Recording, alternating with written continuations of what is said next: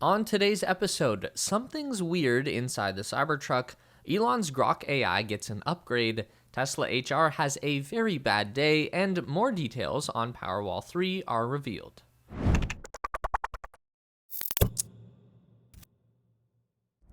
This is our first look inside the battery pack of a Tesla Cybertruck, and what we are seeing is not exactly what we had expected to find.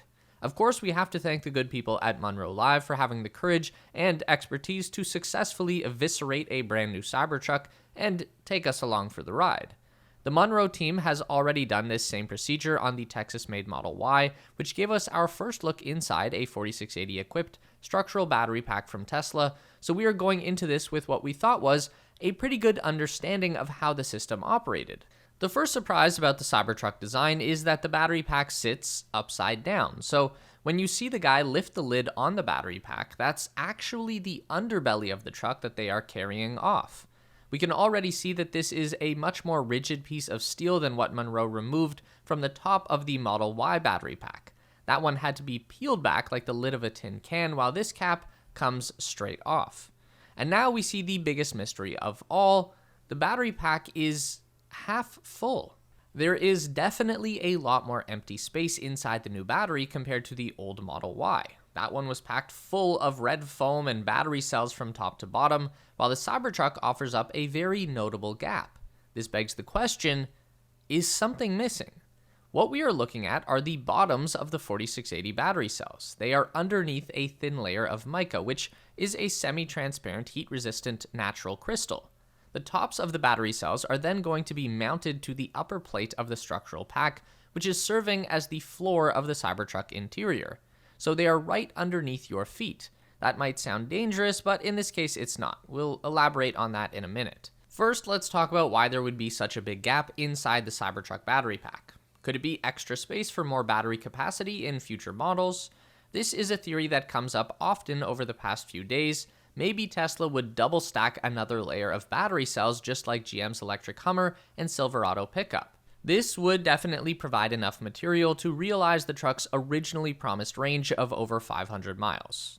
But that is not the case, or at least I don't believe that is, and the Monroe analysis tends to agree.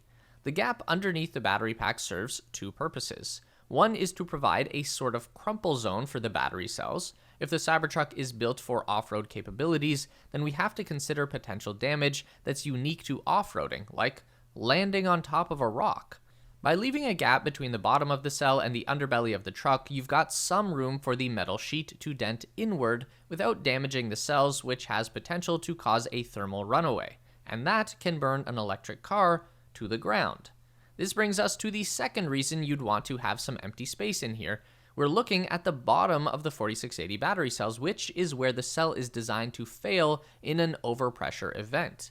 If we flip back to the old Model Y structural battery pack, each cell had a little black plastic tray underneath, and that was to provide a bit of space for ventilation in case of a thermal runaway, but it probably wasn't enough to avoid catastrophe.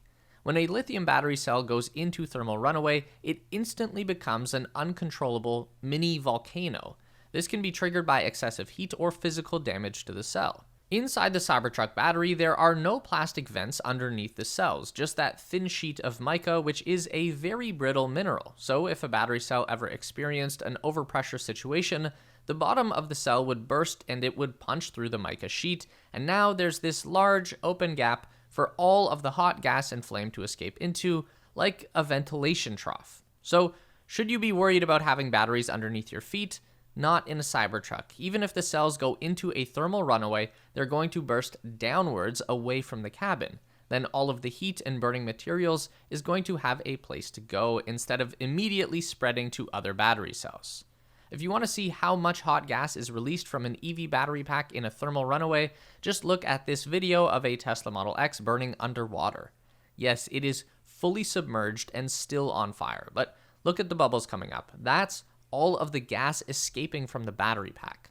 So the easier it is to get that all out, the less likely for your truck to completely go up in flames. What this really shows is another example of smart engineering from the Tesla crew. There are some good reasons that the Cybertruck took so long, and this battery pack is one of them. Elon Musk's Grok AI chatbot can now understand images. Thanks to a recent update from X.AI that brought Grok up to version 1.5, the language model can now accept images as input. These can range from photographs to charts and scientific diagrams. Then, Grok will be able to analyze and understand the content and context of the image. Additionally, Grok 1.5 will gain real-world spatial understanding to better understand the physical world depicted in the images uploaded by its users. In their announcement, X.AI wrote, "Advancing both our multimodal understanding and generation capabilities are important steps in building beneficial AGI that can understand the universe. In the coming months, we anticipate making significant improvements in both capabilities across various modalities such as images, audio, and video." The company provided a few examples of what Grok's new capability might be used for: transforming a child's drawing into a bedtime story, converting an image of a table into CSV format, helping to count calories from a nutritional label, and even interpreting a meme. X.AI says that the new Grok features will be integrated into the X social media platform soon and available to premium subscribers. Tesla is losing some of their best and brightest this week. We've just seen the company announce a 10% reduction to their global workforce, which is not exactly unusual. We do see large layoffs like this play out often in the corporate world, and it's probably nothing to worry about in the bigger picture. But what is a bit troubling is the sudden departure of some top executives, including Tesla's SVP of Powertrain and Energy Engineering, Drew Baglino. This is a guy who is often seen as Elon's right-hand man. Drew almost always appeared alongside Elon on stage at the company's highest profile events and announcements. He first started with Tesla back in 2006 as an electrical engineer. Drew wrote on X, "I made the difficult decision to move on from Tesla after 18 years yesterday. I am so thankful to have worked with and learned from the countless incredibly talented people at Tesla over the years." Baglino was leading many engineering projects at Tesla, including the 4680 battery cell production and the cathode factory at Gigafactory, Texas.